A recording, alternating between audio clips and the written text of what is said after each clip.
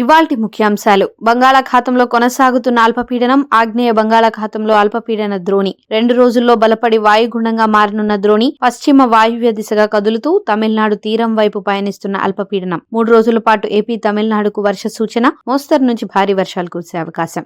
ఏపీలో రాష్ట్రపతి ద్రౌపది ముర్ము పర్యటన. ఎయిమ్స్ తొలి స్నాతకోత్సవానికి ముఖ్య అతిథిగా రాష్ట్రపతి ద్రౌపది ముర్ము. స్నాతకోత్సవంలో 49 మంది ఎంబీబీఎస్ విద్యార్థులకు పట్టాలు ప్రదానం, 4 వైద్య విద్యార్థులకు బంగారు పతకాలు ప్రదానం. రాష్ట్రపతి పర్యటన దృష్ట్యా మంగళగిరిలో భద్రత పెంచిన పోలీసులు. స్నాతకోత్సవంలో పాల్గొన్న గవర్నర్ నజీర్, సీఎం చంద్రబాబు. మంచు కుటుంబం వివాదం. లెటర్ విడుదల చేసిన మోహన్ బాబు భార్య.